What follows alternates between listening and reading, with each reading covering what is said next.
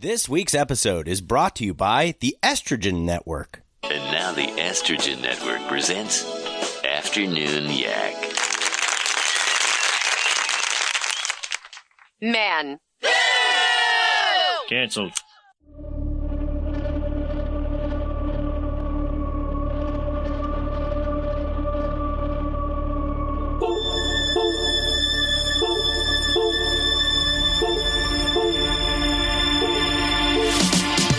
Is this a metal thing? Yes. Little taste. David, what is this? Pretty big. Great. I have to kill a lot of people. Just tell me what you want me to fuck. I have big tits and a tiny vagina. Oil me up, Daddy. I can't believe that Bryce prefers big tits. Mistletoe alert. This is backcountry. This guy was a real jerk. How long can Hugo be pregnant? Chomp, chomp, chomp, chomp. Oh, you're such a dick, David. Okay, everybody, put on your corpse handling gloves. Ew. Hoodie Picasso. Horror. Hello and welcome to Horror Movie Talk. Your panel of expert hosts each week are Dr. Bruce Henson, who holds a PhD in spookology, and Professor David Day, that's me, the foremost expert in scare no-nos. We always review new theatrical releases as they are available, and today they are, with a great episode that we're bringing to you today. We got Men. That's right. But first, before we get into that, I should let you know that this coming Friday, in 2 days, as this is released, May 27th, we have The Fly playing over at the Kiggins Theater in Vancouver, Washington. Doors open at 9. Buy your tickets online ahead of time. Save a couple of bucks at kigginstheater.com. That's theater spelled with an R-E. You get treated to a great night of entertainment by Bryce and myself. And you get to watch The Fly. It gets all capped off with Jeff Goldblum. So it'll be a great time. So come out, check that out. A lot of people seem to be planning on attending the Hereditary event, which is the fourth Friday in June. Same theater, same time, same bat channel. We post new episodes every single Wednesday, so make sure to subscribe to us, leave us a review. We really do need those good reviews because just a lot of people have been hating on the show lately. I get why. We're terrible. We're men. But actually, that's a good segue. That's a good segue, actually, for me to... You've known about this for a while now, Bryce, and my family has as well, but it's time to bring the listeners in on this. This is an apropos episode to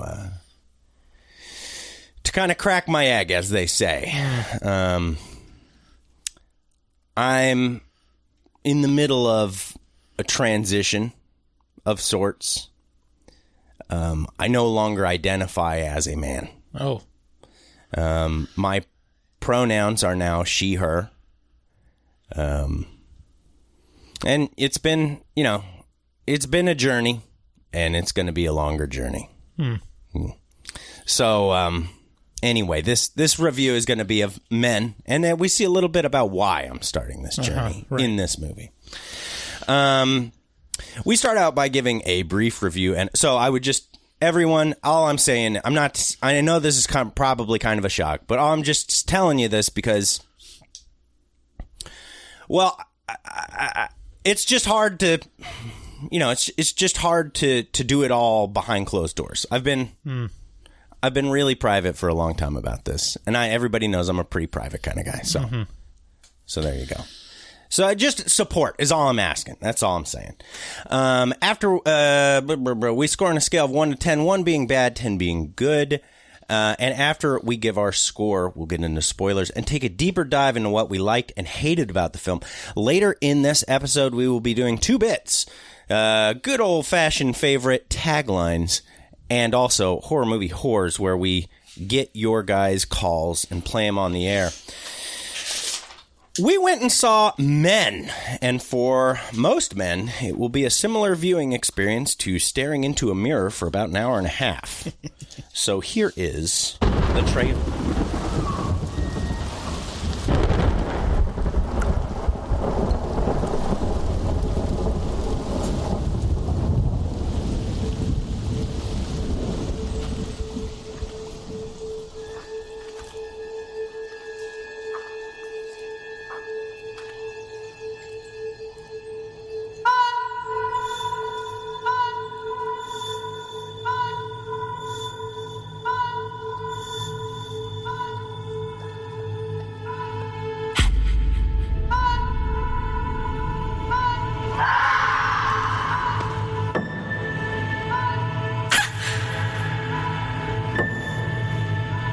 What are you doing here?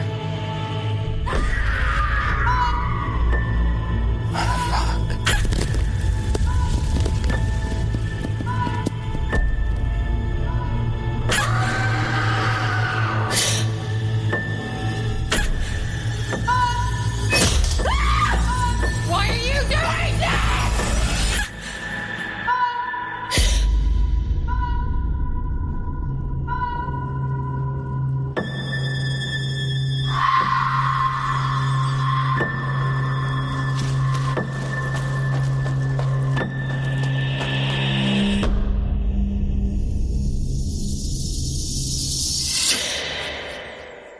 Boy, man, watching that trailer brings a lot of this back for me. There was a lot of really disturbing imagery in this. That was just, Men is a movie about a woman named Harper, played by Jessie Buckley. Because, of course, you can't have men without women. Or can you?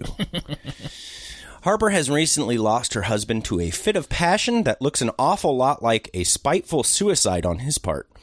She has decided to take a vacation in the countryside to get her wits about herself and is met by a bunch of men.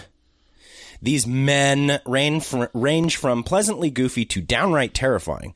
One through line with all the men she encounters is that they are all somewhat simple, aloof, or pleasantly dim-witted. There is one exception to that rule, I think, in the priest, though. The priest doesn't seem to be dim-witted or aloof or simple. He seems to be, he's got strong incel vibes, which is like very intentional anger toward women. As her stay in the countryside progresses, she is visited by a specter of manhood, and her experiences become increasingly more surreal and alarming. She calls the police to help her, but the police department is full of men. As things spiral out of control, the audience is given a barrage of... Actually, you know, now that I think of it, the only other woman in the film was one of the police officers. Yeah, I know. Which was probably one of the only helpful people in the movie. Right. But also simultaneously not, like, because she's kind of an ally to men in that she helped... Well, we'll get into it in spoilers. Okay. As things spiral out of control, the audience is given a barrage of horrendous body horror that is clearly meant to depict the male-female dichotomy in the most unpleasant ways imaginable. Harper definitely gets more men than she bargained for. My review of Men is that it's an interesting movie and the third full-length feature film that writer-director Alex Garland has made. He's written a decent amount of other movies, but this is his third writer-director effort. The first being Ex Machina and then Annihilation. Yeah. Both fantastic movies. Yeah. Because it was made by a man, I feel comfortable saying that it's pretty accurate. Although it's somewhat problematic. No one knows us better than us. No one knows us better than us. That's right. Although that can be argued in this movie. Although it's somewhat problematic that Garland assumes to know what the female perspective is, which could be said to be his inherent male privilege shining through. He just can't help it. You should really call this mensplaining. Oh, burn. Bryce, I thought you weren't allowed to get political anymore. It's not political. It's just a fact. Men is an attempt to satirize males and give the audience a reference point for what it might be like living as a woman. It takes symbolism to the next level by starting as a straight-ahead narrative story that slowly morphs into a nightmare of dreamlike sequences that can't possibly be real. It shares a lot in common with the recent Finnish movie Hatching, in that it is an allegory that will probably be the hardest to watch for those who would most benefit from it. There are undeniable truths within the subtle feelings provided by men that are so on the nose that it's really hard to sum them up in words, which is why it's good in movie format. Many will take issue with this movie for a variety of reasons, but the only issue I have with it really is the title. By titling this movie Men, it betrays a bias and others those who would benefit the most from watching it. Toxic masculinity as a label would probably be a much more effective term that everyone was able to agree on if it weren't othering males and was instead just referred to as toxicity. Perhaps the best way to heal divisions and painful histories is to work together to end the trend of othering those who have wronged us and try our best to forgive while acknowledging our differences. And this movie does that. It acknowledges the differences between men and women while pointing out the issues that many men have. The title was chosen to be divisive and take advantage of the angst present between men and women, which is ironic because the content of the movie does a decent job of being fair to men and women alike. It's a well-done movie, if very slow in some parts. My guess at people who will enjoy men includes women, open-minded men, body horror fans big time, psychological horror fans, and thriller fans. People who probably won't enjoy men as much will include toxic people, many men, and those who don't do well with gore and body horror. See, I don't agree with the assessment that it's like, I don't know. I feel like it's whatever your take on this movie is kind of holding a mirror up to yourself. Like, if you really take issue with this movie, it's like, it's just as easy to say it's not really saying that what you're taking issue with. It's not. So you don't agree with my assessment that the title is I don't like the title, and that's pretty much my only critical issue with this movie. Is I wish it had been titled something else. No, I think it's great. I think it's that is the closest thing to making a statement that this movie has. Well, I don't know about that. Makes plenty of statements.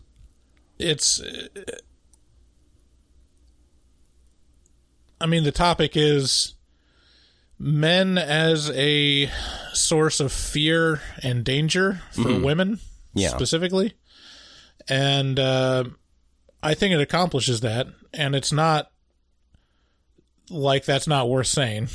And, you know, you could interpret it as like, oh, it's toxic masculinity and then all the political bullshit that's wrapped up in that terminology. Mm-hmm. But really, it's about the anxiety and real fears around half of the human population that half of the human population gives the other half. That is, kind of justifiable, but not in like a very super clear way in a similar way that this movie represents it. Where most of the time it's like, I don't know why I feel so uncomfortable, but I know that there's real danger there. Yeah. And it's not apparent until it's apparent. You know? So, I mean, it's not the first to say these things, and, you know, there's plenty of other examples of it, but I think it does a real good job, but it also, I think I agree with you that it's balanced in that it gives... kind of a fair framing of the situation to where it's not clear on both fronts. It doesn't make a strong statement in the plot of the movie, because the character of Harper is about as opaque as any of the men in the movie. Mm-hmm. Like, her motivations and intentions are just as much of a mystery as why all these men are attacking her, you know?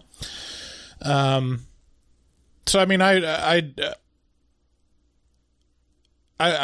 would just bristle when people are saying, like, oh, rolling their eyes and saying, like, oh, another guy talking about toxic masculinity. I'm like, it's not just that. No, there's a lot. No, I think obviously, yeah. No, I agree with everything you just said. It's the same. It's similar to Get Out in that it's expressing these latent, like, Get Out is expressing black people's latent fears about white people, right?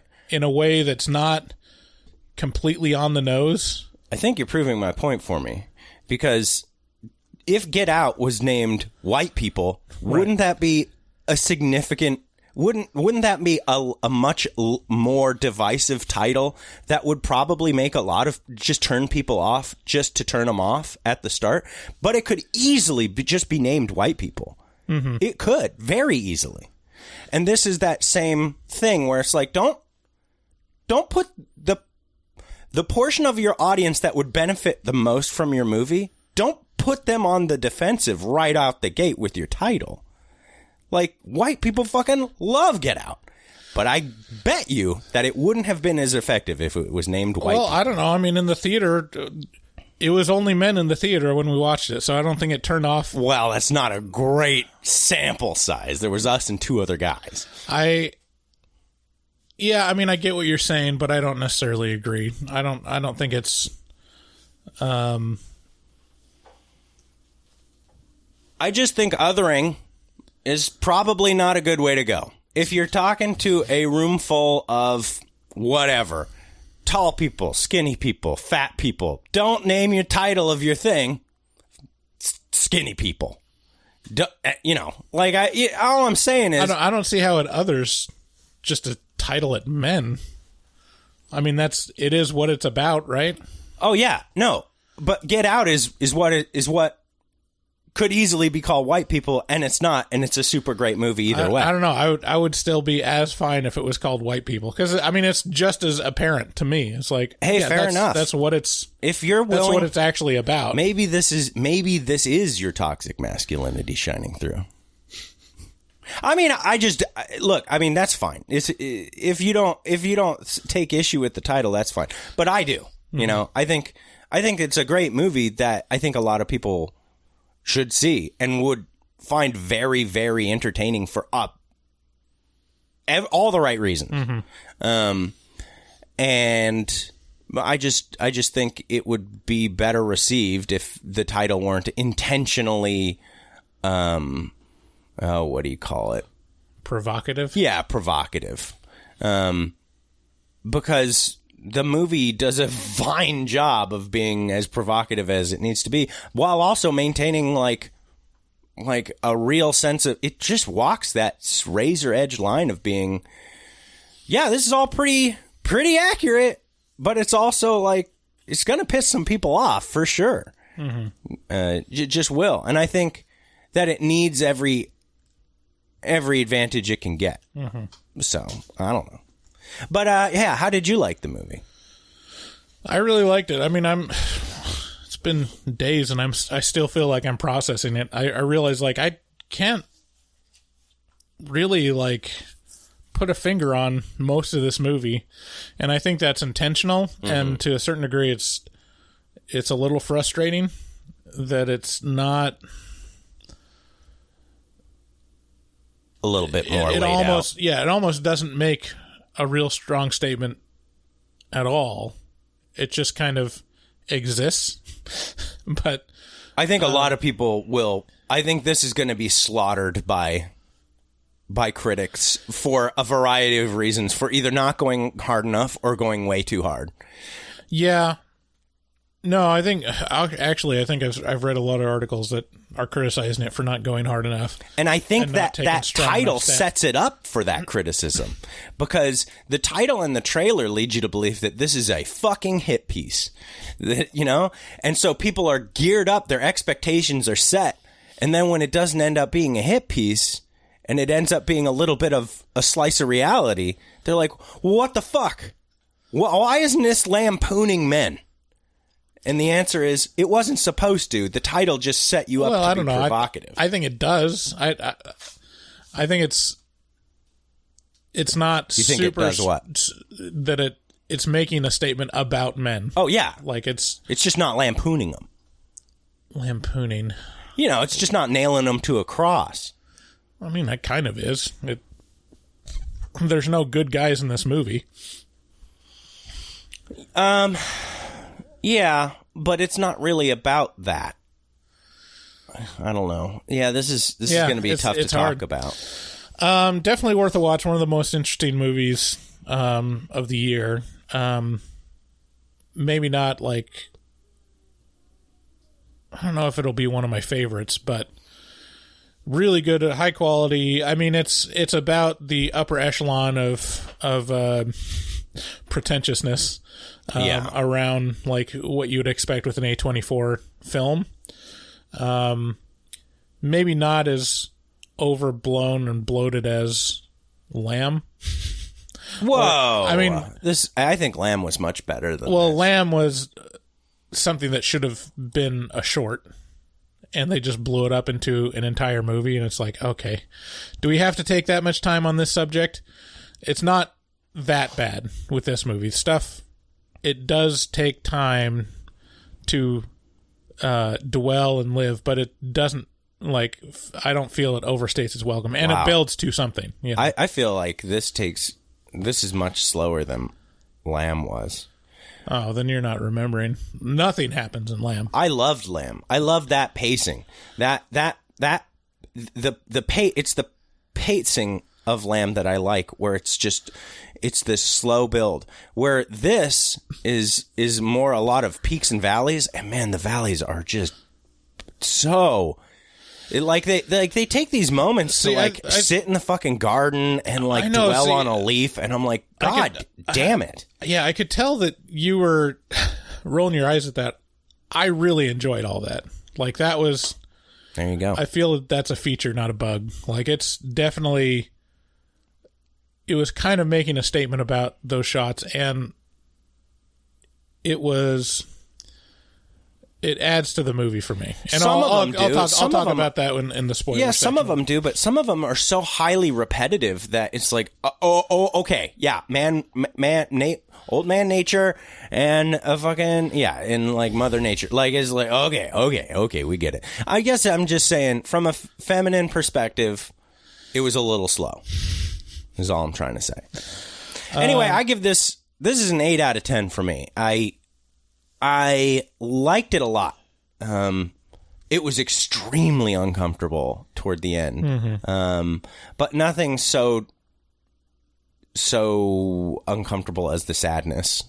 Although pretty graphic. The end was pretty graphic. I will say this: I don't believe. Oh wait, no. Was there a rape scene? Yeah, there was. There was. Kind of implied. No, there was. Yeah. Okay, never mind. I was going to say no rape, but there was rape. Yeah, there was. There's sexual assault. Not sure if... Okay. Well, I guess we're just parsing words. We call that rape, so... Yeah, I'd give it an 8 out of 10 as well. It's a strong endorsement for the movie. You should go see it. Yeah, men and women agree. 8 out of 10. If you are listening to these commercials about our Patreon, which you should go and check out at patreon.com/horrormovietalk, and get yourself a whole bunch of really sweet merch, like shirts, like stickers, like coasters, then you should also, sign up for Patreon to not have to listen to commercials, because commercials suck. And, you can do that at the $6.66 tier. The other thing that people have been taking advantage of lately is signing up with the annual sign-up subscription to our Patreon, which saves you 13% off of your whole bill. So, check that out and support the show. It really does help us out a lot. We make most of the meager amount that we make from our patrons, and they get a ton of extra content for that. So check it out. You can also, like I said, you can get stuff on our HMT shop over at horrormovietalk.com/shop, shirts, all that baloney. And they're all done by our resident artist, Dustin Goebel, who's a professional artist who fucks like a man. He also takes commissions for artwork from HMT fans, so contact him at dgoebel00. That's at DGOEBEL00 on Instagram. Make your artistic dreams come true and tell him we sent you. Get a hold of our show. Tell us how you feel about men over at 682-253-4468. Thanks again, and now let's get into spoilers.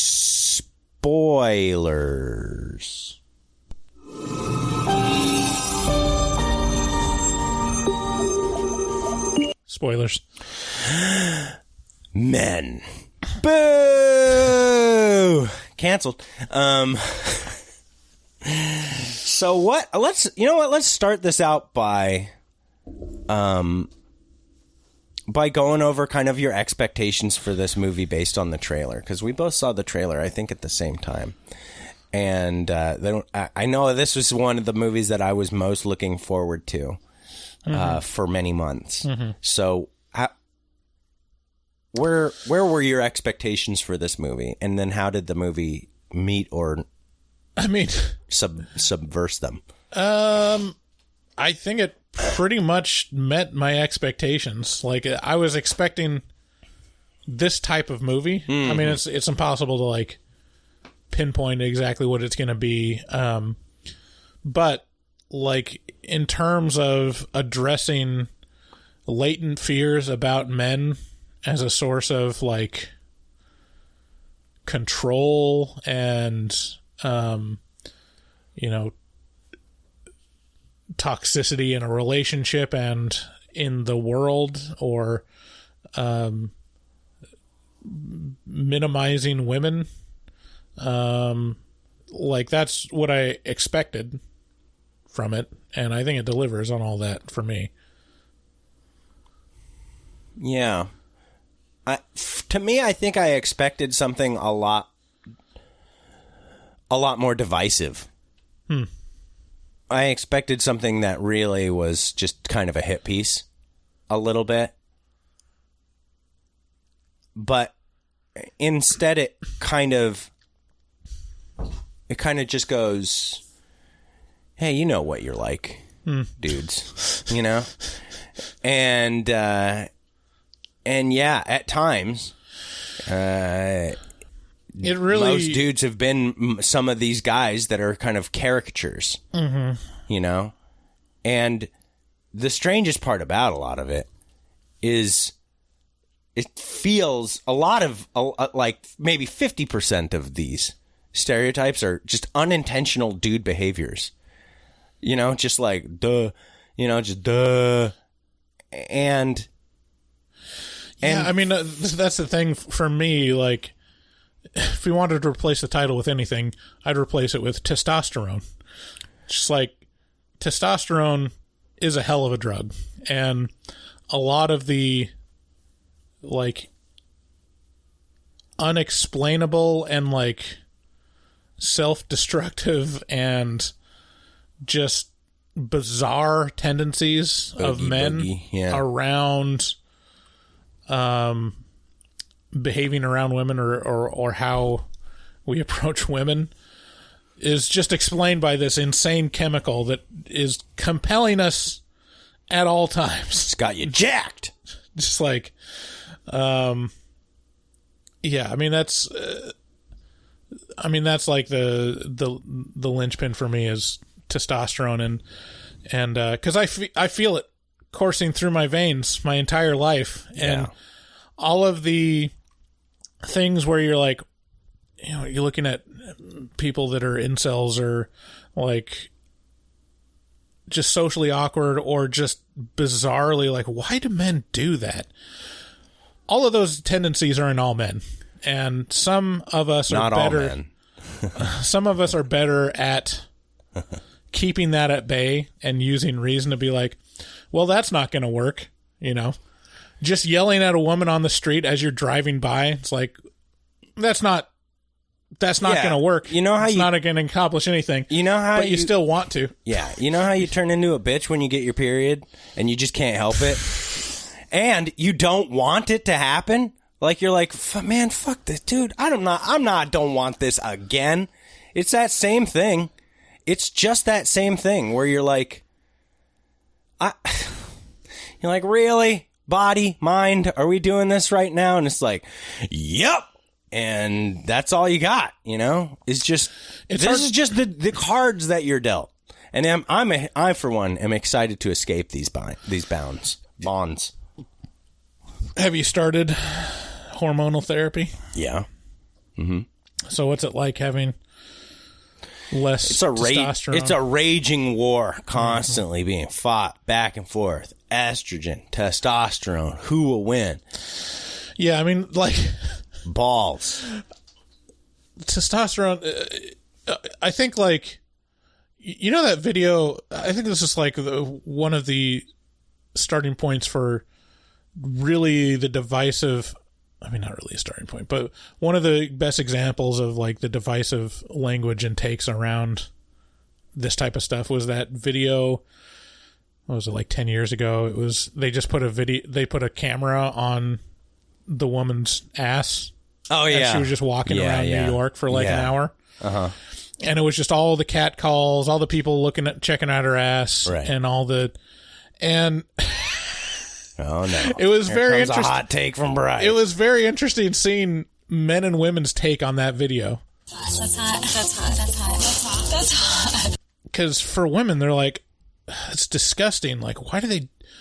I can't believe it. Like, why do we have to live in this world where all these men are, and like, every man was like, I would kill for that kind of attention.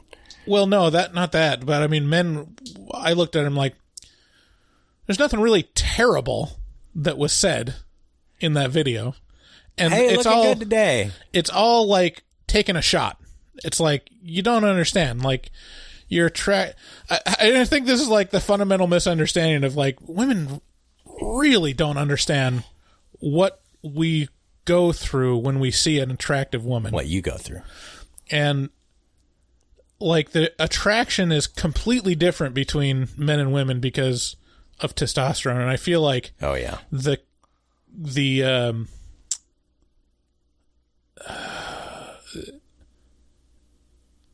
what's the word I'm looking for? Like the amount of being compelled is so much stronger with testosterone. Like to say that, tell me if this is accurate.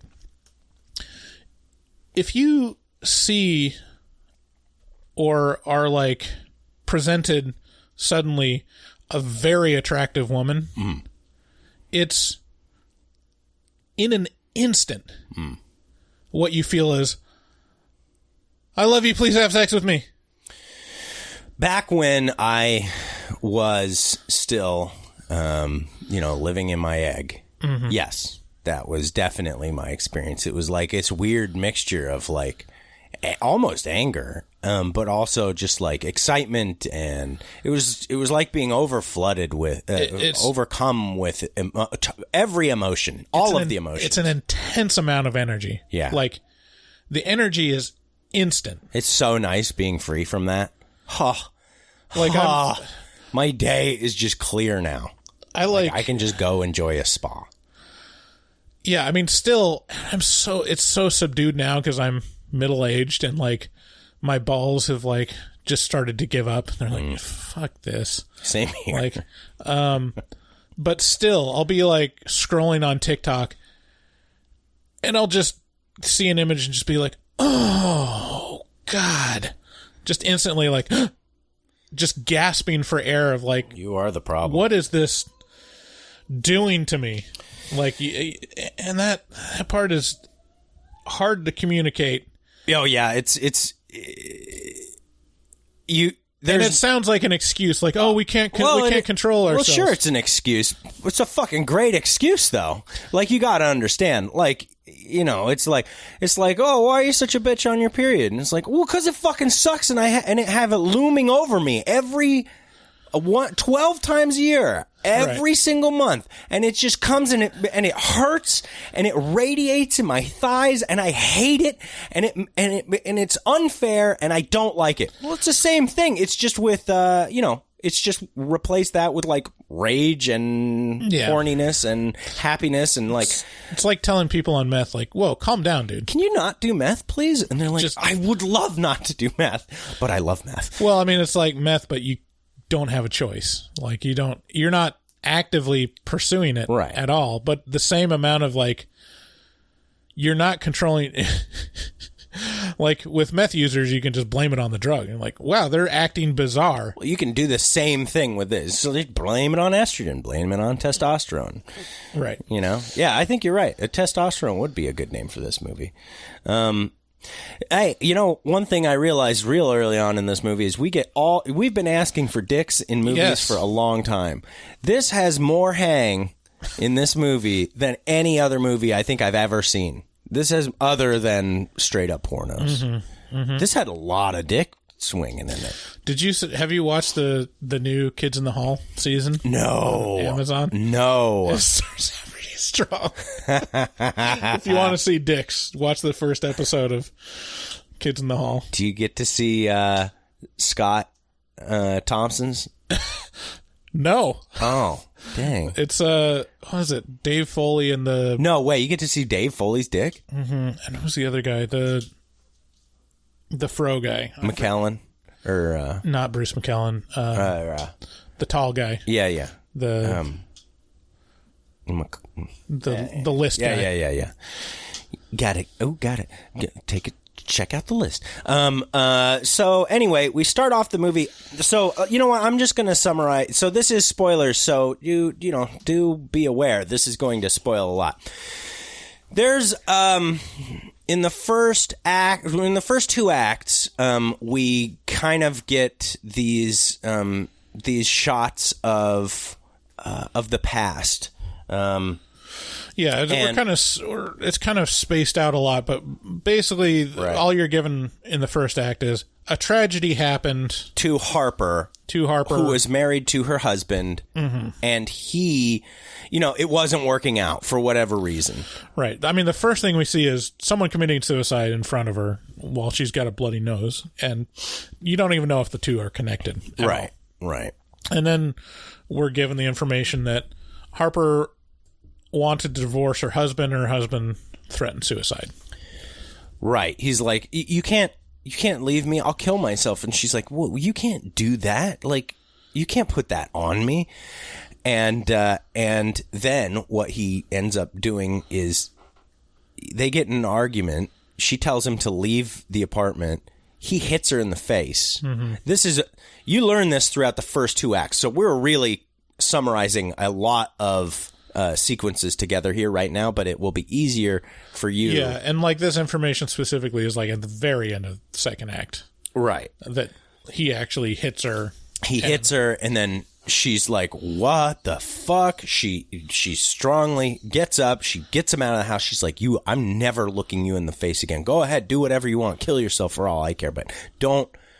And then what he does is he goes upstairs to the apartment above her to maybe try and climb down into her apartment and break in, or maybe just commit suicide. Yeah, she says like he's trying to climb down and then slips, but he might have just committed suicide. And it's almost like we're not given any evidence that there was any attempt to climb down, Yeah, it doesn't really matter either way. But, I mean, one way to interpret it is like she's protecting her own psyche by even putting that up as an option. I mean, how he ended up down on the concrete would kind of suggest it was accidental. You'd probably be able to leap clear of that fence. Well, yeah, but if you're trying to kill yourself, anyways. Yeah, I mean, so that's the setup. That's what happened to her to lead her to try to take a vacation or just change scenery, and chill out. Chillax, and as it were. Kind of have a therapeutic day or week out in the country. Right. And she's greeted with my favorite character in the whole movie, Jeffrey. Jeffrey's great. Jeffrey. An old country man. Yeah. Right. Who's giant teeth. Big teeth. He's like, who he reminded me most of? Who? Was Wallace from Wallace and Gromit. Oh, yeah. Yeah. Had strong Wallace energy. Come, Wallace, have a nice bit of Wensleydale. Yeah, this dude was... And it's great how she describes him to her friend. She's like a real country bloke. Yeah. And then I realized that, like, Britain's country folk is way, way, way more classy than our country folk. Like, this dude owns a fucking manor, and he's like, chip, chip. Oh, very good. Just like, no, interfering with my schnoz is interfering with my nosh. And and he's so awkward. Like, this dude is like this stiff upper lip, kind of like very goofy, but also trying to toe the line of manhood kind of guy. Right. Very, very, very awkward. And I mean, the glimpses we get of that are like, you just see he does not know how to talk to women at all. Because he's like, I just, for the women folk. Ladies, do watch what you flush. Mm-hmm. We do ask that you watch what you flush. Which is like, betrays like, I don't know what you guys are doing with your things. It's going straight to the septic. It's ruining my septic plumbing, tank. So, Yeah. So then we're treated to a little bit more, just one more thing in terms of her relationship with her husband, who then commits suicide. We get one notable quote, which is,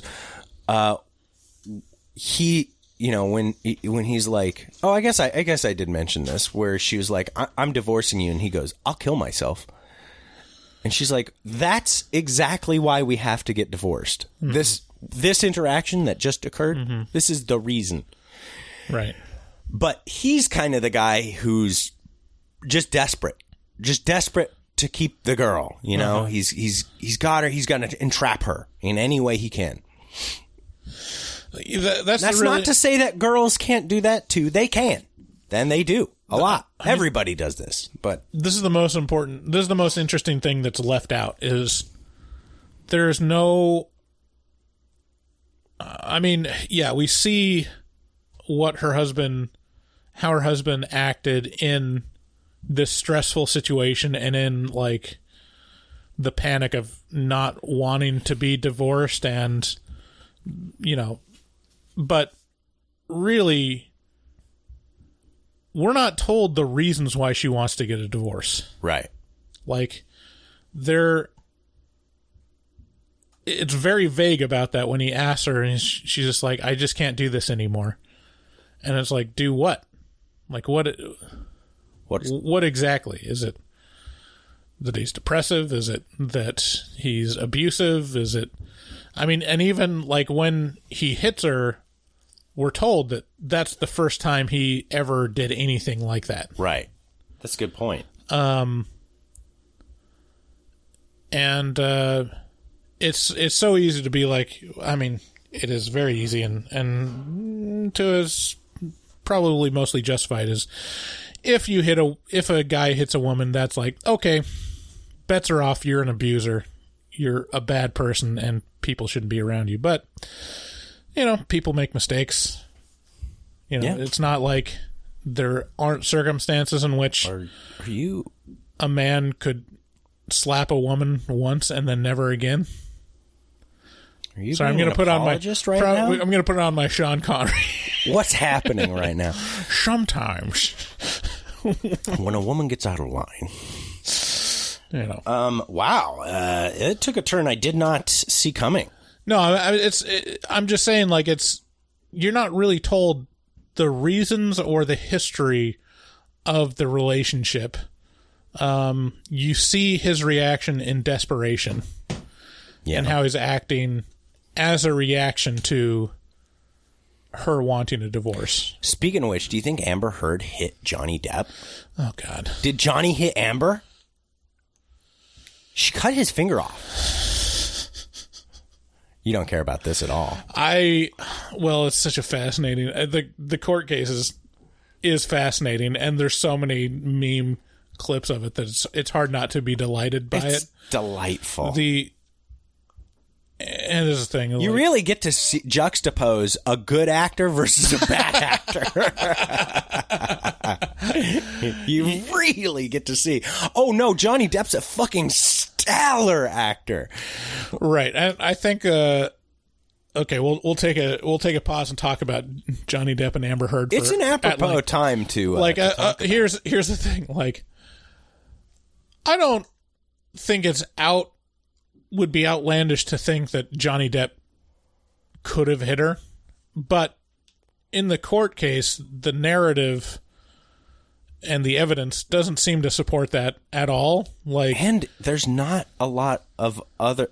Johnny Depp has had a fucking billion relationships, and nobody's coming out of the woodwork to be like, yeah, me too. Right. Nobody. And, there's a lot of smoking gun evidence for her. Oh, yeah. Where it's like, hey, he took a shit on the bed. It's not normal. Because poop's funny. There's her admitting on tape that she hit him, and there's a lot of court. Yeah, there's a lot of recordings of her I hit you, I didn't punch you, saying, yeah, I hit you. What are you gonna do, act like a little bitch? Be a man, just take your hits. A lot of toxicity. Stop trying to walk away from me hitting you. Be a man. And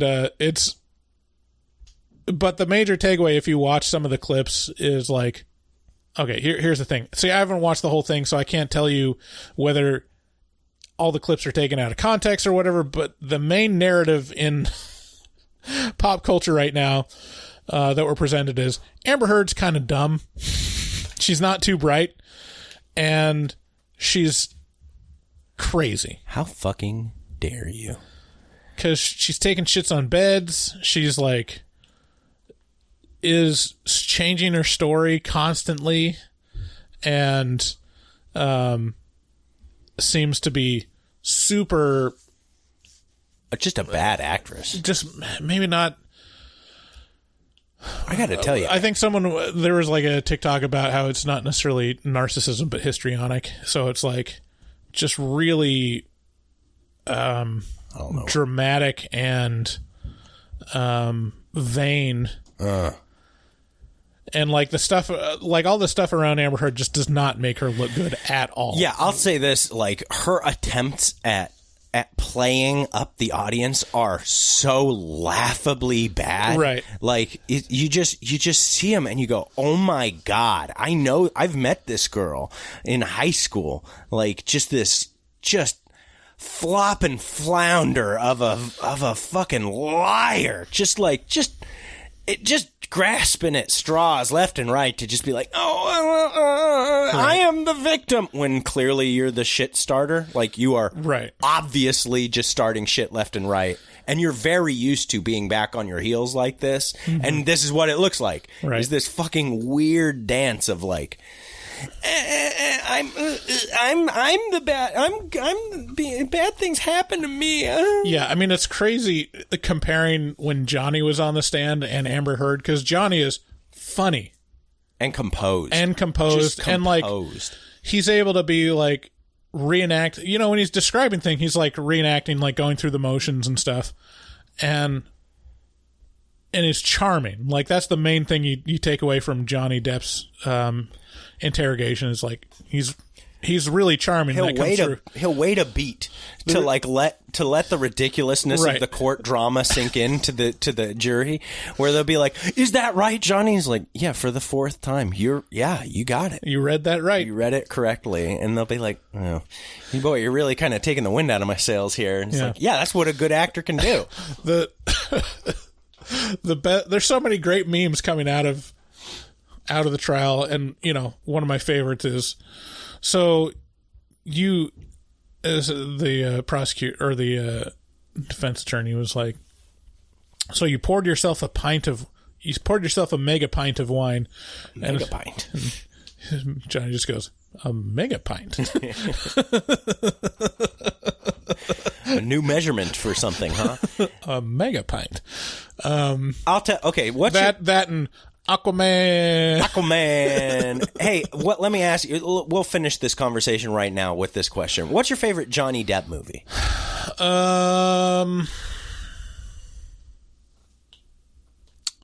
Just when first one comes to mind, I guess.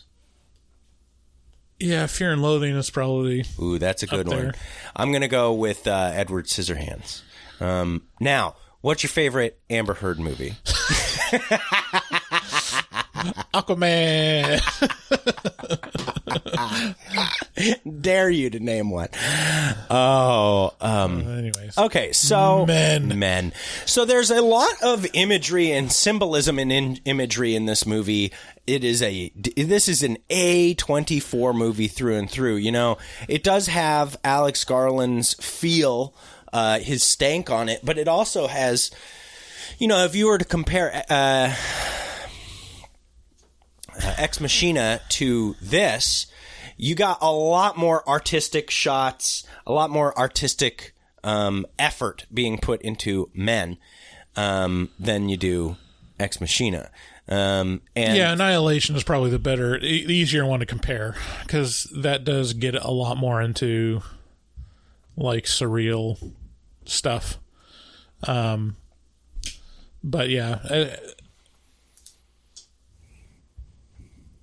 I mean, this one definitely delves into imagery and iconography more than any of those other two films. Like, there's a lot of like shared meaning between all these things, and so like a couple, and the way it treats it is so great because it's as inscrutable as the message of the movie. How they treat these religious or pagan imagery.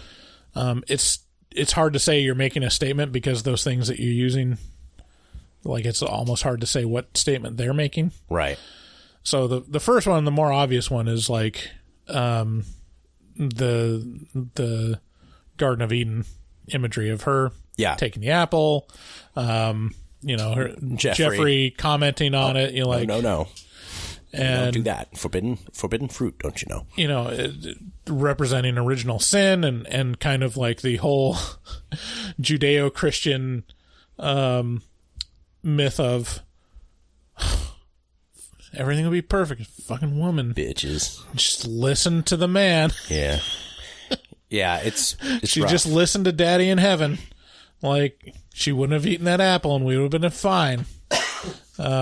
One of the most effective pieces of imagery in this is shortly after meeting Jeffrey, Harper decides to go on a walk. And so she goes out into the forest and she finds herself at this tunnel, this old abandoned railway tunnel. And it's massively long and very dark. And you get this, there's a lot of this insinuation of like, oh, we're in the tunnel now. You know, it's like, here's the, you know, there's a lot of vaginal insinuation, and then there's also a lot of like semen insinuation. Lots of seeds flying around, lots of fucking apples, and you know, like the potential of life flying around, and the other big like religious imagery that is dwelt on is, I think it's pagan in origin. So there's the green man. Yeah. So there's the image of the guy's head that's like surrounded or coming through leaves. Yeah. And then there's the had to look it up, but there's this image called the Sheila Nagig. Whoa. Gotta be, watch out there. Treading. The Sheila Nagig. Which is this exaggerated, this woman like holding open these exaggerated large vulva. Ew. And I'm all for it. Ew, David. But the thing is, like, with those two images, first of all, like, we don't know what the meaning of those are, other than like kind of just the initial reaction of seeing the image for itself, right? And you're like, it's open to interpretation.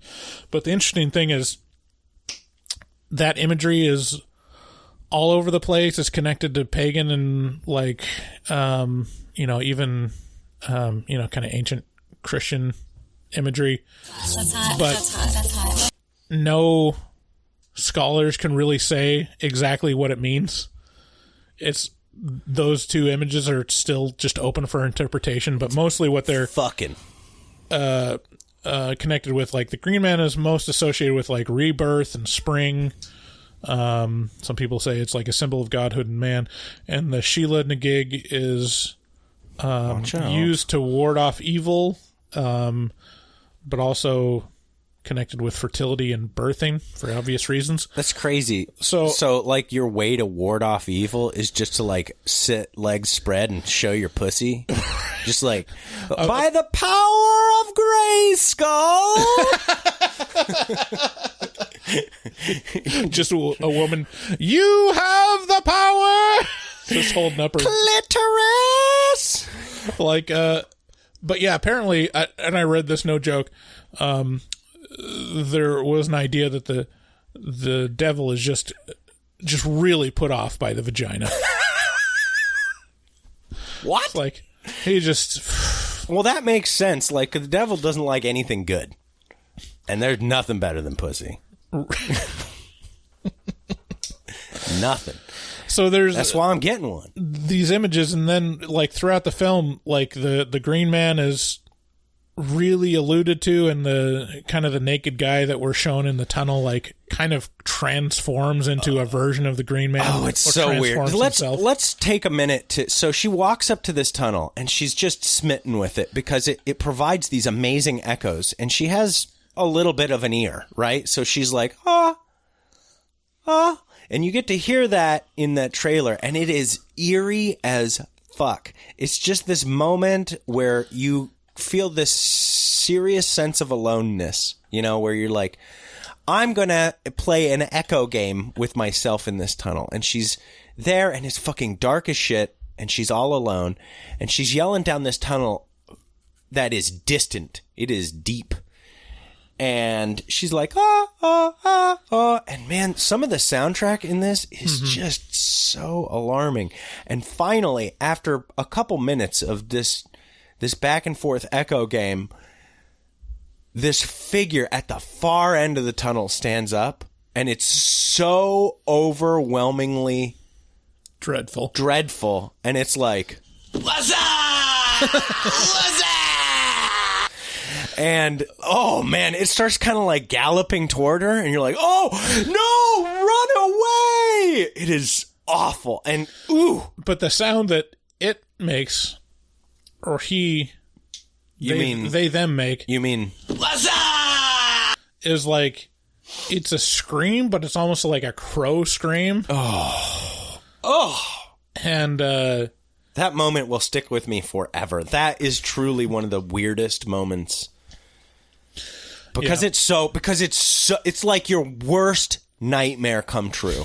It's mine anyway. I like being like, I'm alone, I'm on a walk, I'm having a game, and then have this seriously sinister figure be like, oh, now I'm pursuing you. Oh, yeah. I mean, that's the part where like the kind of like bucolic imagery really sets the tone for it. Like, and that's where it really takes its time, as she's walking through this English countryside, and it is so beautiful, so gorgeous, like just so green, and like every shot looks like a Windows screensaver. Like everything is like, oh yeah, wow, yeah, that's stunning, amazing, yeah, and then in that picturesque walk, she's presented with this like sudden like confrontation with something. Yeah. A man. Yeah. And is chased, and she like runs off. She's like crawling through the woods and like escaping. And finally she gets to like kind of an open field. She's like, finally. She's like, I was just being silly. I mean, who knows what that person's intentions were? And then takes a picture, and then realizes that there's just a naked man standing there, which is also super. The Green Man. Yeah, he's there, and he's fucking, he's hanging dong, dude. And she got a picture of it. I mean, honestly, if I had that dong, I'd go naked. Oh, yeah. Are you kidding me? Yeah. If I just had a dong, like, swinging, he's already really got some good hang to it. Like, yeah, I would like free ball just all the time. He's already green. You just just name the little man the Hulk. You know? What was I gonna say? Hold on, I gotta remember it. Oh fuck! I'm not gonna remember it until we move on. So as she gets back to her house, she's kind of like, "Oh Jesus Christ, what the fuck was that?" And she's talking to her friend on the phone, and she sees that guy out in the yard, like looking at the apple tree, and then but then he's like looking in the house at her. And he's just walking around window to window, and she sees she goes to check the door, that the door's locked, and it's fucking hanging open. And she goes to run to close it, and his hand just shoots in the envelope slot, and it's just groping around to try and grab at her. Oh, dude, yeah. Yeah. So gnarly. And so she calls the cops. The cops come, and they're like, this dude has had some rough nights, you know? Like, he's been out here hanging dong for a while. Oh, yeah. I remember it now. Like, at this point, when she... Yeah, before, like, much is going on and we're just presented with this naked guy... I was secretly really hoping that this was going to turn into a story about a troll. Oh, that would be cool. Just a horror movie about the mythological figure of the troll under the bridge. Yeah. That'd be, I mean, good. Yeah. And it didn't. I was like, oh. Yeah. That must be some man thing. So, yeah, she calls the cops. Cops come, pull this guy away, and this is the only time that we had, like we said, this is the only time that another female character appears in, I believe, the whole movie. And she's there to console her. She's like, hey, you know, that must have been really scary, and, you know, I'm sorry this happened to you. We'll take him away. But, like, a couple scenes later, she's at the bar with a bunch of men. And the male cop shows up to the bar, and he's like, too bad we had to let that guy go. So in my mind, I'm like, well, shit. Even the female counterpart who was a cop, who was like, hey, we'll do our best to, like, she let her down. She was let down by the only other female in the movie. Well, obviously the man let her down too, but I mean, that's to be expected in this movie. Well, my reaction to this was like, well, yeah, I mean, what can you charge him with? No, look at you. How long can you hold a person in jail without trial for just being naked outside someone's house? No, David. Honestly, David, it's like a witch's house in here, David. Men. It's like, I mean, the best you can do is a restraining order, right? And that just tells him, stop doing that. Man. Like, do you really expect him to be, like, held in jail for months? I mean, it'd be nice. Or at least put some pants on him. So that's a huge letdown, but that does come later. She's taking another walk. She's like, you know what? Fuck the woods. Woods, not okay. It's not cool. We're going to church this time. She goes to church. She has a moment where she's grieving. And then as she's walking around behind the church, she's met with the 14-year-old boy who looks like a 30-year-old man. This is the strangest looking person. Just kind of androgynous looking, but also clearly a man. Kind of. He's like young but old. Yeah, I mean, one of the features of this movie is that Rory Kinnear, the guy that plays Jeffrey, is basically all of the men in this movie. What?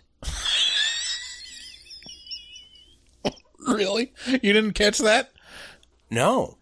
Yeah, Rory, it's like one actor plays almost all of the men in this movie. No fucking way. Yeah, so like the kid, that one was the obvious one because it's like an obvious computer generated kind of face or his face superimposed over an actual kid. I don't know. I grew up pretty rural, you know. I've seen kids like this, you know. So there's that. We had one out there. We called him Georgie Porgy. Yeah. And he looked old. He did. He was like, we were like, what is this dude doing here? Right. All the time. From a young age. So he plays Jeffrey, he plays the kid, he plays the vicar, he plays the barkeeper. Shit. He doesn't play the cop. But yeah, like all of the figures that like kind of appear and torment her are all played mostly by the same guy. Well, I'm so shocked that you didn't notice. Let no one say that men aren't good for something, because Bryce came in clutch here. Y'all wouldn't even have known that. I'd have just let it slip. Yeah, so that's... I mean, it kind of communicates that, you know, all men are alike. That's kind of like what I took away from it, is like, the reason why they did that is, yes, they're all different men, but really underneath they're the same. Do you think that's a fair assessment? I mean, yeah. You think all men are alike? I mean, that's in the aspects that this movie is exploring, yes. Yeah, I don't know. I don't know if that's necessarily fair. It does feel like a weird kind of globalization. But it does also feel like there is some kernel of truth in it. Yeah, I mean, if you're going to... Yes, there are generalizations you can make about men. And that's... In those generalizations, you can say all men are alike in those things. Yes, there's always exceptions. Like feels like you're kind of mansplaining this to me right now. Well, you know, since you've made your transition, it's my responsibility to mansplain at this point. Wow. Okay. You know what won't be accepted? That. Any more of that. Wow. So, I mean, and then the ending also kind of points to that, where it's not just all men are the same. Yeah, they give birth to other men like them. Yeah, but it's like men... begat men. Yeah, men begat men begat men. It's like... It's self-reinforcing. It's a self-fulfilling prophecy. So she heads to church, and she tries to get some consolation. The vicar walks up to... I'm not sure what a vicar is. Maybe that's just short for priest. Mm-hmm. But the priest approaches her, and he's like, "You seem like you're burdened with something. Can I help?" And she's like... She tells him the story of her husband, yada, yada, and he sits and listens to the whole thing. And then he says, "Okay, but did you give him a chance to apologize?" She's like, Yeah, he apologized. Well, no, not, I mean, I don't know. What? You know? And he's like, well, he had, you know, it is kind of your fault if you didn't give him a chance to apologize. And she's like, what the shit is this bullshit? You know? I have a personal story that's like this. Kind of. Yeah. I'll divulge. I wonder, should I talk about it here on the pod?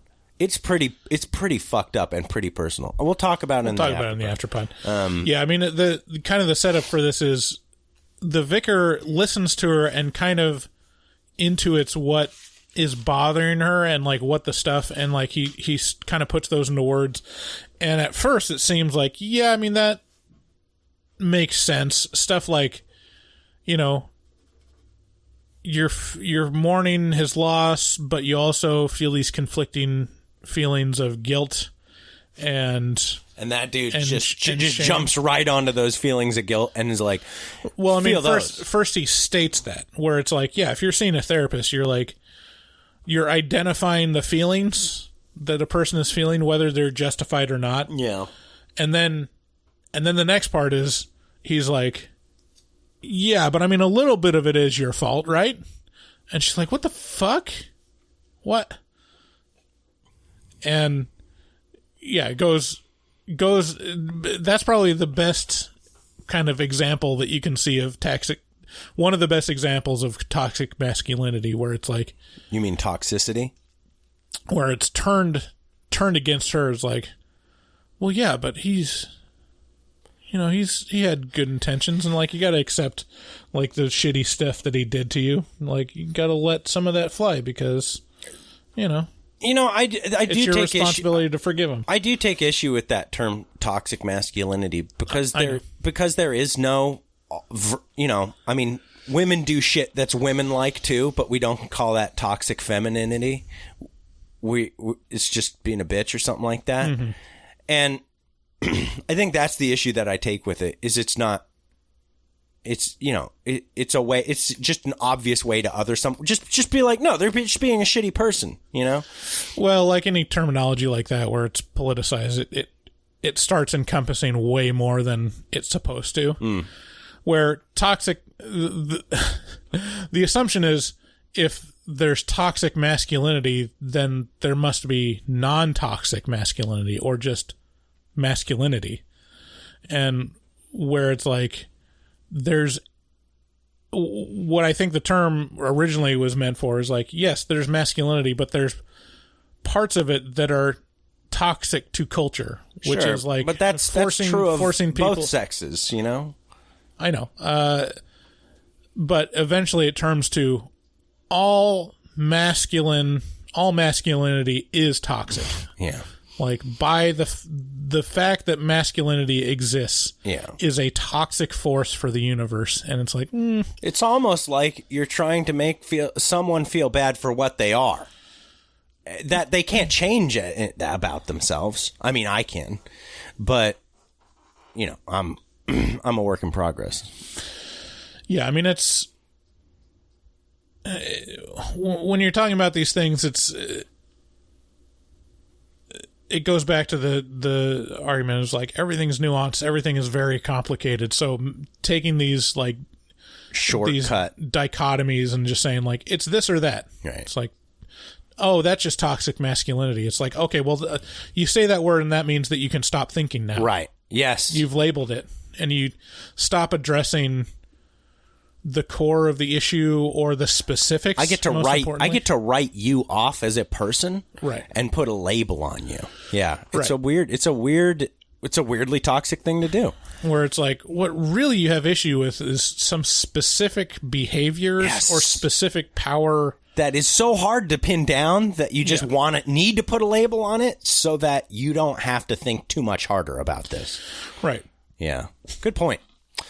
Good points, man. Horror movie talk really should just be called talk, because we're doing the Lord's work out here. Mm-hmm. There's life. There's a lot of life from death going on in this movie. A lot of imagery surrounding that. A lot of insemination. A lot of insemination. Yeah, hot. Yeah, like seeds, and it's all like the dandelion seeds floating in the wind. It's very one dandelion seed evocative of. There's a skull fucking in this. Technically, that dandelion seed, if you consider falling into an eye, a deer's skull through the eye socket. Yeah. Wow. This and sadness. Huh. All right. Let's skip to the end. We've been talking for a long time. Yeah. So it ramps up quite a bit at the end to where this has one of the absolute best scenes in a horror movie, where it's one of those scenes where it's like, I can't believe that hasn't been done yet, and will be the image that sticks with you. Oh man. Because there's a duplicate of the guy of the scene of the man reaching through the letter tray, or the letter hole. Like reaching through the letter door in the door. And in this circumstance, like, she is kind of like hypnotized, or she's been inseminated by the seed. And so there's this weird element of her being drawn to him. Mm-hmm. And so he reaches in, and then she reaches out and holds his hand, and then the hand grabs her. Yeah. It's like, and starts pulling, and she panics. She has a kitchen knife in her hand and stabs through his forearm. Right. Straight right about almost just below the elbow. Yeah. Just vertical in one side and out the other. and he lets go and then pulls his hand back through the letter opening while the knife is being held in place by the letter door. Yeah, so the knife is vertical, and it's you can't go through. It's like when a dog is trying to go through a door with like a large stick. It splits his entire forearm all the way down to between his middle finger and ring finger, and it is agonizingly slow and so uncomfortable. I was squirming around. This was so brutal. This was one of the most brutal things I've ever seen. Yeah. Oh. And so now that's like a feature of this thing. Yeah, this man. And it's a man, but it's also kind of a thing monster. And you realize now all these men that she's met throughout the days that she's been there are all this monster because they appear to her, but they all have this bifurcated arm claw thing, including the vicar, including the little boy. Yeah. Like, all of those people have this arm now. And, it's really disturbing. And then like, it goes kind of batshit at the end to where the man appears, but he's super pregnant. Yeah, he becomes just alarmingly pregnant. Just so pregnant. So men can do everything. And then this vagina appears somewhere on his body. Below his dick. Below his dick. And then he gives birth to a full-grown man, which is also pregnant, which gives birth to a full-grown man. Well, it goes through all the men. It goes through all the men that you've been presented. He gives birth to the boy. Uh-huh. Who gives birth to the vicar. Right. Who gives birth to the policeman? Or no, the green man or something like that. Yeah, so it's like this sequence of... And the vaginas keep showing up on different places on their body. Yeah, it's like on the neck, on the chest, and it's really... really disturbing until finally it ends with her husband that killed himself. And this is kind of the cap of the movie to where he appears and then she's like, by this time, so traumatized. She's like, all right, what the fuck? And her husband sits down on the couch and they have this conversation, which is basically the capper of the movie. And my favorite part, because it's still so open for interpretation. Yeah. And he's like accusing her and saying like, why did you do this to me? Like, it's your fault and I'm dead. Yeah. And then she just goes like, what do you want? What do you want from me? And he says, I just want you to love me. She's like, yeah. She's like, oh, yeah. It does ask a question that I've asked myself a lot, which is like, what exactly? What do I bring to this? Are you trying to get out of this? What do I bring to any of this? And I guess the answer is, but that element, why do women fuck around with dudes? You know? And I guess the answer is, God damn, that's some good fucking dick, dude. You know? Like that's. I can't wait to experience it. That's the. That's such an interesting, like, element of like, yeah, we're compelled, and there's this like really nefarious element of masculinity, and like there's a real element of danger for women that is justified, where it's like, yeah, women don't feel safe just walking around strange men in a dark parking lot. Well, it's like, because there's a threat of rape. But here's the thing that makes, like, a lot of you will like, I don't know, probably take issue with some of the stuff that Bryce said, but think about your experience, like, as another dude. Right. Like, I'm keyed up when there's another guy around. I'm like, it's a lot less than what a woman feels, I imagine. What a fully woman feels, but right. But there's not really much of a threat when there's a woman around me. But I'll tell you what, there's a decent threat when a dude's around me, and I have that internalized inside me, you know, and I'm sure that I provide that to others. Yeah, see, I don't... And imagine being that, just for a moment. Just take a moment. Just imagine that you represent a threat all the time, inherently, just because of who you are. Just by virtue of the fact that you are something that you can't really change unless, you know, you're going through transition. But that does something to you too. You know, it's not fun to be like a threat all the time, to feel kind of like an ogre, even when, you know, you're just trying to live your life. You're disgusted with yourself to a decent degree.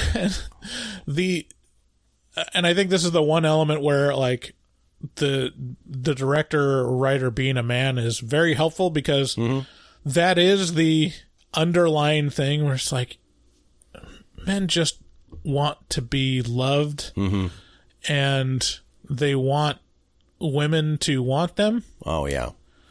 Very, very badly. Very, very, very much. And the way we go about getting that love can be very problematic. We're not very good at that sometimes.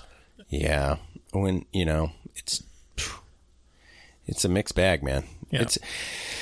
I am interested to know if people are upset that this is directed by a man. I mean, he wrote it and directed it, so you can't get that angry at him, right? Yeah. Anywho, crazy shit in this movie. Like, there is no way to overstate the gore and the body horror elements at the end of this. They are on par with the craziest shit you've ever seen, right? They are on par with The Fly. They are on par with The Thing. Like, this is some fucked up shit at the end of this movie. So there's a little bit of everything for everyone in this. Who do you think would like this movie, Bryce? Oh, it's very much for the A24 crowd. Yeah, that's the truth. It's if you like movies that start a conversation and are kind of inscrutable, that don't really hold your hand at all. This is definitely one of those. Yeah, if you're big into imagery, something with that can. It's dangerous, but like it's up for interpretation. Yeah. So you could interpret this as being a very offensive movie, or interpret this as being a very like fair and balanced movie, depending on your perspective. Yeah. It's a lot less. Wow. I don't know. I was going to say, no, it's not. Anyway. Yeah, I like the movie. It's a pretty good movie. So, I don't know. Go and see it or don't.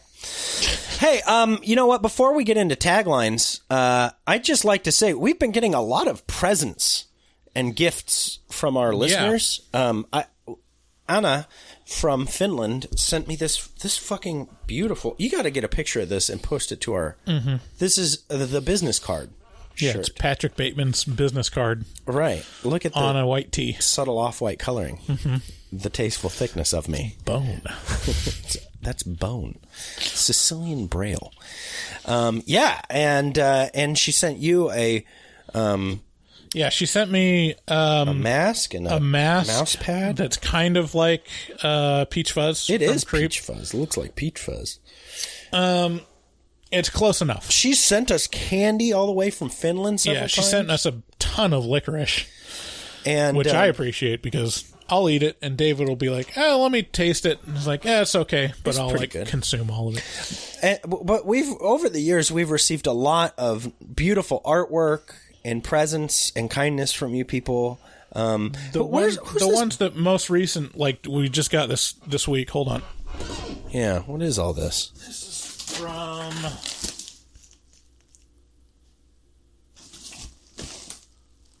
Duncan. What does this say? I don't know if that's a last name or a first name, but from is M.I. Michigan? Yeah. Yeah, from Michigan. He sent us this book that is our logo flayed out in the pages. So, like, it's hard to describe. But. Yeah, no. So it's like, you know how Wow, that is so fucking cool. Kind of folds in on itself, so it doesn't show the full logo. But dude, that is so crazy. Don't fuck with it too much. It looks like it could get hurt. Man, yeah, that is crazy. So like if you were to hold a book by the spine and you were to look at the it's like where the gilding would go. Right, yeah, if you were to hold a book by the spine and look at the pages and then kind of splay them out, it would create a big picture along the edges of the pages, and that picture is our logo. And it's just gorgeous. And thank you who sent it to us? It says Duncan. Thank you, Duncan. I love your donuts, by the way. And also, Glittercore has sent us a bunch of shit over the years. Like, and anybody I'm missing, I'm so sorry, but we try and thank you over instant message or whatever. But it's huge. That stuff is so crazy that you guys fuck with us like that. So thank you. It still feels like we're such a small little podcast that it feels crazy that people are sending us things. Yeah, it does. It's well, I don't have. Of course, it feels crazy that people are patrons as well. Yeah, all of that's nuts. Yeah. Thank you. Yeah, big time. Taglines. Let's get into it. We don't do well with emotions here. You'll see that in the after product. Taglines.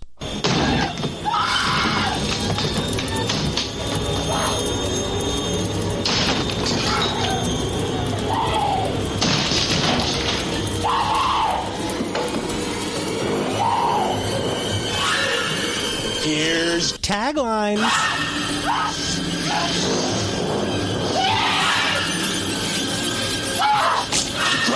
David, you're a dick. David, how long are you going to be doing that? Okay.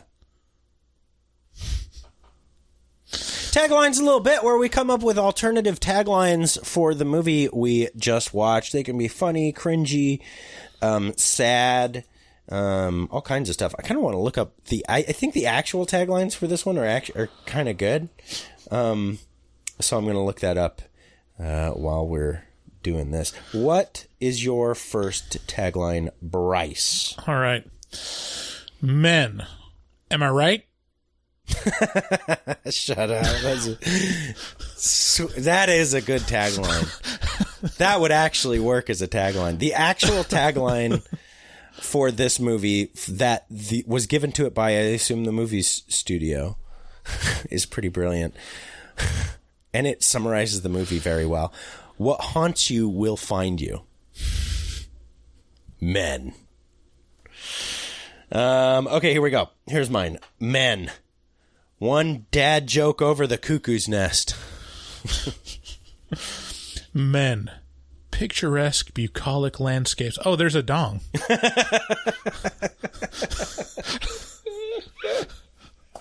What's bucolic? It's like overly green kind of thing. Just really, I just associate with picturesque. It's kind of another way for saying picturesque. That's a new word. Men. There's always the threat of rape. Yeah, I almost used that one. That one's one of my favorites. Men. Now we'll be on the same page. Yeah. Well. Men. Because of the implication. That one's good. This is my last one. Men. Just a normal Tuesday for women.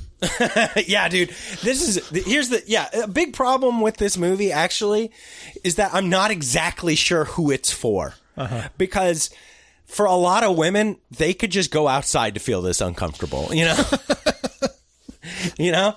So, and a lot Yeah, really for us it's like, whoa, a naked man standing in a field, that's so disturbing. Women are like, yeah, I see that.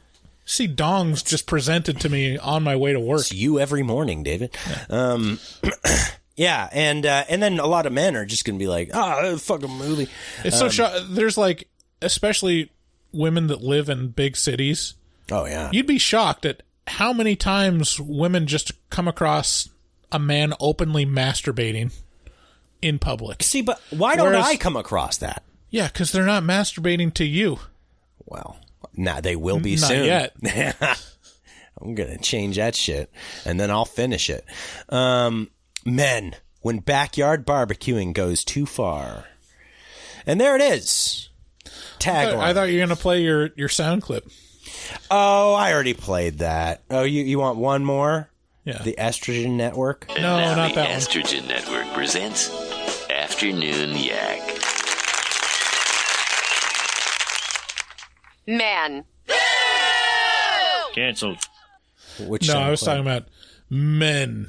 What a bunch of bastards. Oh, that's actually a people. So. Oh, people. Yeah. Let's see if I can find. I don't even know where I put that. Anyways. Yeah. Now, People. What a bunch of bastards. Men. Hey, did I do an okay impression of Jeffrey? Was it? It's not your best, but It wasn't- it's passable. It wasn't great. It's okay. Okay. Well, Could probably be a good opportunity for like a micro impression. I don't think you could sustain it for very long. no. You got to find like the two or three words that you could say and be like, wow, that's Yeah, exactly it's like him. definitely something you'd have to work on a lot because it's very specific. yeah, it's so specific. I loved Jeffrey. He was Jeffrey is great. Jeffrey, so wonderful. Okay, so let's get into your calls. This is a little bit that we like to call. Where is it? Horror movie. Run Boy Run? No. Do you have your horrors? Do you have it? Horror movie.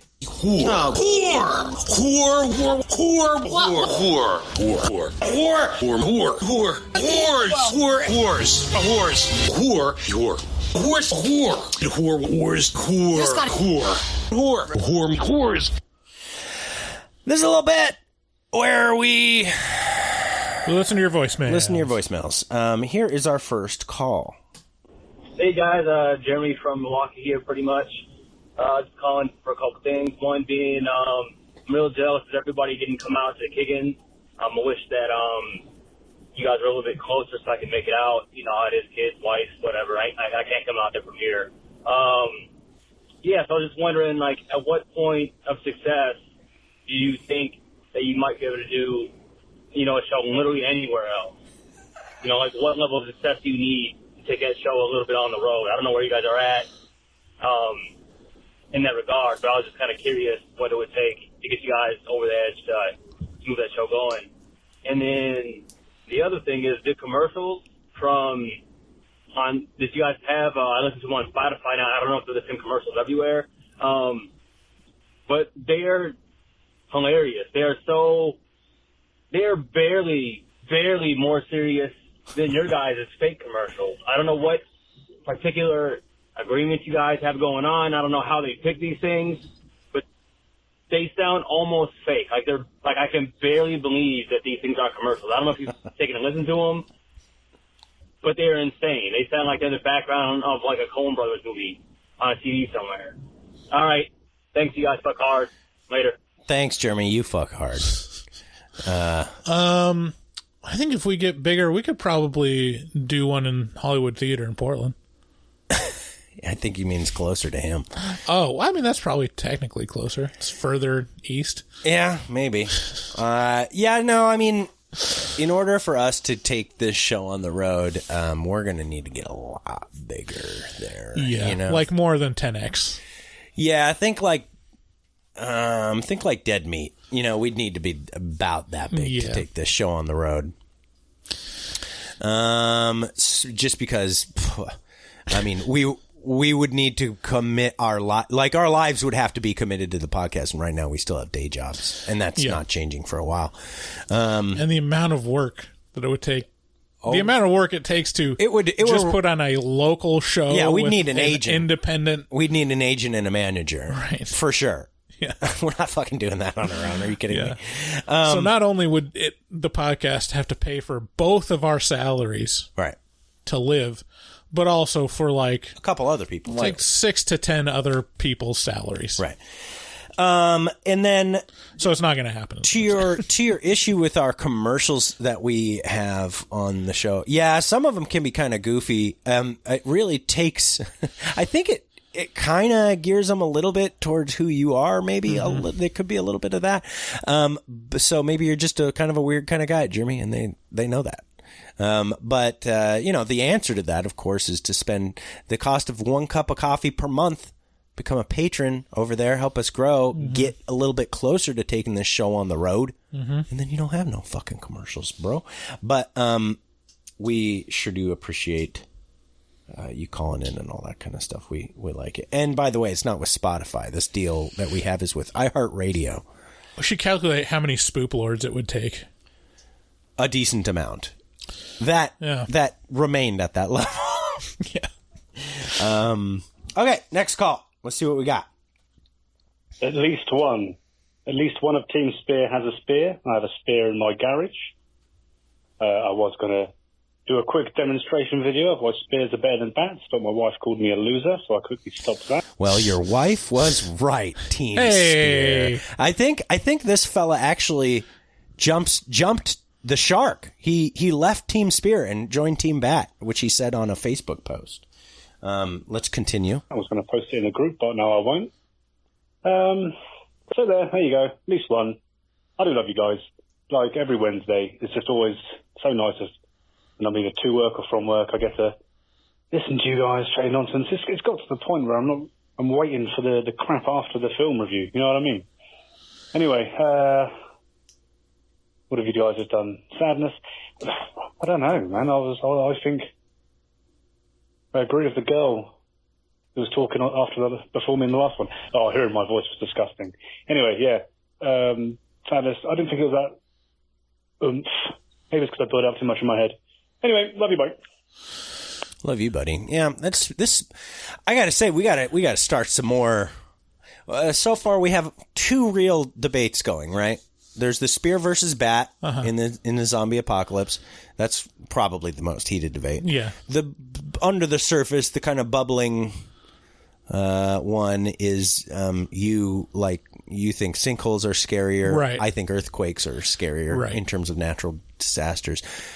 I will say I think tornadoes are technically much scarier than both, but I just feel like an earthquake is so all-encompassing. Mm-hmm. But maybe we need to get a few more of these debates going on. Yeah. Men versus women. You're men. All right? I'm women. Yeah. I like that as time goes on, like, more people are joining Spear and Sinkhole. Like, I feel like I'm able to when you start at the absolute bottom, that you have nowhere to go but up. Right. Right. Everyone loves the underdog. Uh-huh. Yeah, no, right. No one expects the Spanish Inquisition. Next call. Hi. So this is for the Firestarter Afterpod response. You don't have to air this on any of the podcasts. This is for real talk. Bryce, I'm so fucking proud of you for opening up and talking about personal shit like this to the public and to people you don't know, right? Or even just saying it out loud. And it's amazing how not normal or common that is, let alone to be going to therapy. So kudos to you, dude. I'm fucking amazing, and I'm so proud of you for even being willing to open up and admitting those things.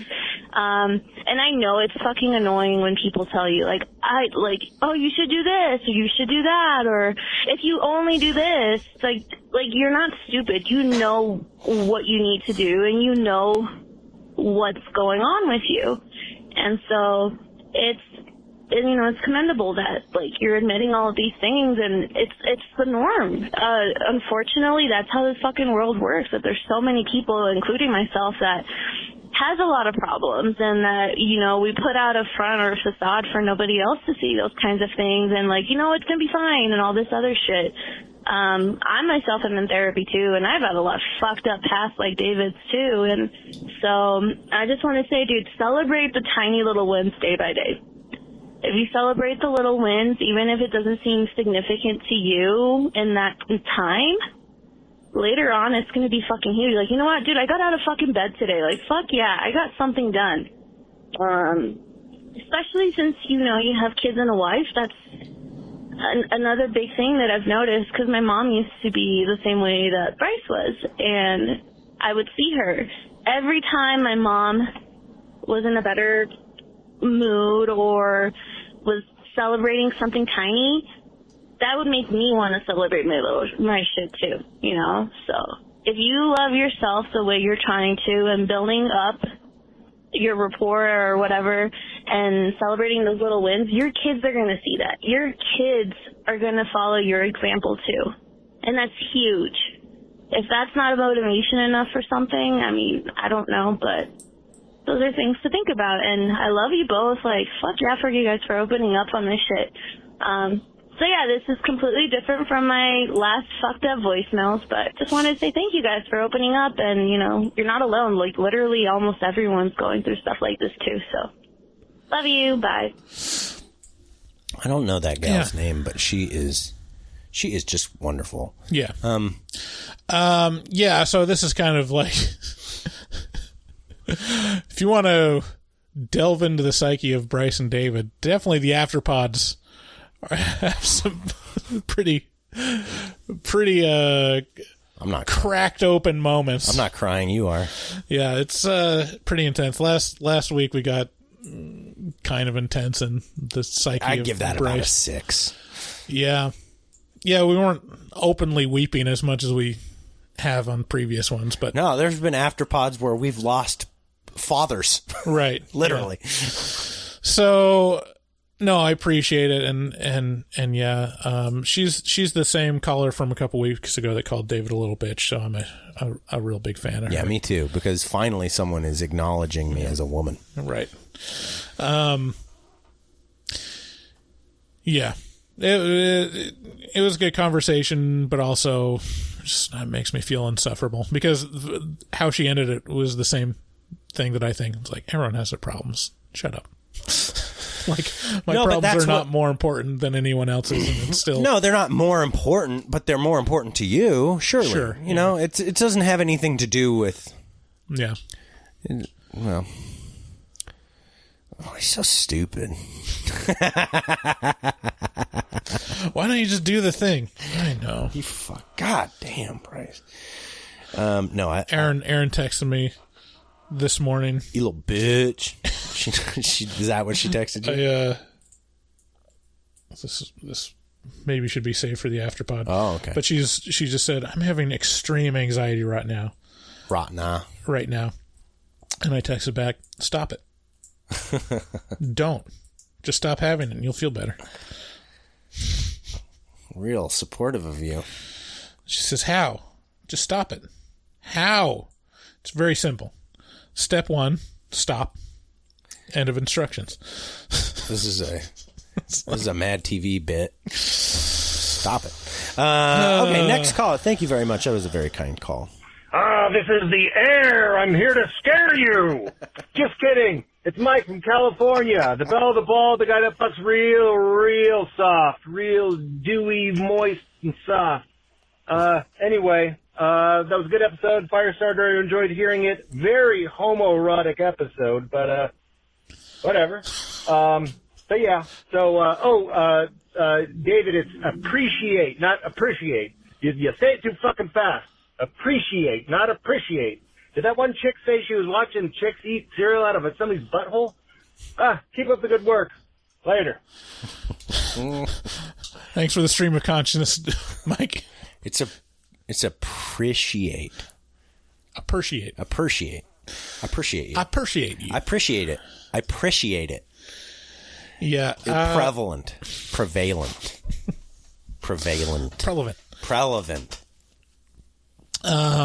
Yeah. I love Mike from California. He's not a fan of COVID, though. No. For different reasons than others. I think, what was it on Facebook? Our episode got flagged, or at least like...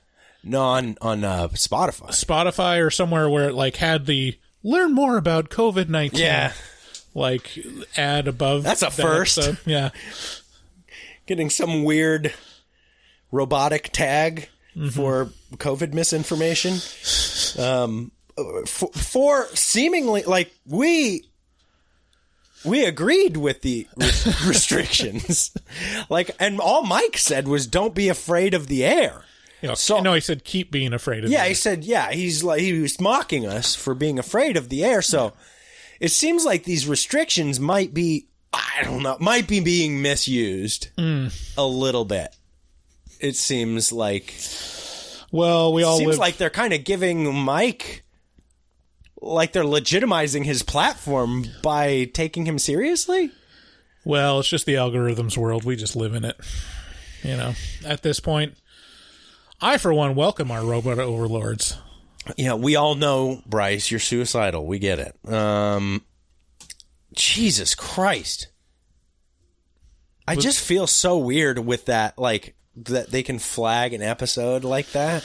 Yeah, it's just, I mean, that's the thing. Is it because we said, let's try it on this one? No. I think it's just COVID-19. I think that's all you have to say. COVID-19! Now it'll be like, are you suffering from misinformation? Anyway. That's still my favorite clip is, was it Kenneth Copeland? COVID-19!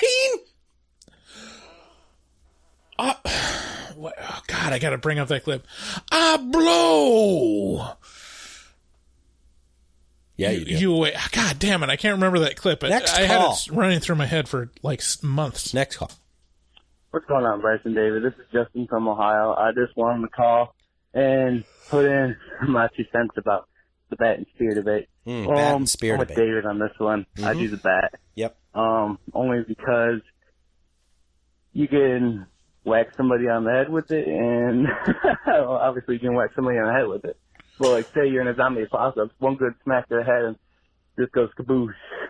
But not specifically just like a normal bat. Probably like the bat from The Walking Dead, Negan's weapon barbed wire. So, you know, even if you go after a human with it, with a normal bat, it would just hurt them. But with a barbed wire bat, you really be getting it. Like, you'd be hurting them good. So, yeah. And, yeah, that's really all I wanted to say. I love your guys' show. I love the new intro. You guys keep up the good work. And, yeah, I'll try to call again sometime. So, yeah, you guys have a good day, and peace. Appreciate it. Appreciate you. You know, I have said this, but hey, first of all, yeah, thank you for joining another in the monumental ranks of Team Bat, also known as Team Common Sense. Team Basic Bitches, that's what I call it. Well, you know, we're here. We have bats. We're going to cave your head in. And, you know, actually, it would kind of be interesting. So, like, if a zombie apocalypse did kick off in this world right here, and we got a bunch of people, Team Bat and Team Spear, right? I wonder a little bit if maybe just that would be an inciting moment for Team Bat and Team Spear to just annihilate each other. You know, where they just don't even fucking bother to kill the zombies. They're just like, fuck Spears! Ah! You know, like, fuck the bats! Ah! And there's like, you know, news reports of giant bands of fans from Horror Movie Talk podcast are divisively split, killing each other in droves, Team Bat all the way. And then there's another news, probably Fox would be with Team Spear.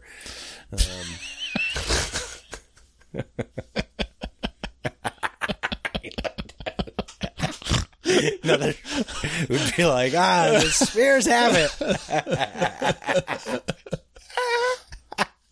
I'd be proud to be on Fox. I don't care. It's fine. Tucker Carlson. Are bats really what you're going to choose? Oh, man. What an episode. Man. It's strange how the libs ignore the historical significance of the spear. Oh, God. Ugh. Are you really going to side with bats? So now we have the words COVID-19 on this episode and Tucker Carlson. We're for sure getting flagged. Should we talk about abortion again? No! You guys have a great week. We'll see you next Wednesday. We love you very much. Bye. Bye. Hello and welcome. Goodbye. Horror Movie Talk. An opinionated and accidentally funny horror movie review show. Go. I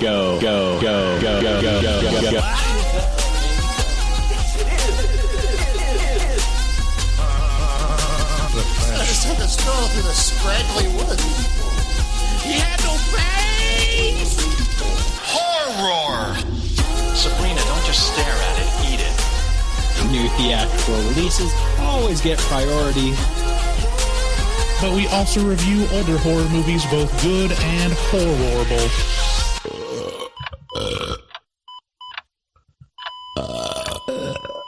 Wow, that didn't sound good.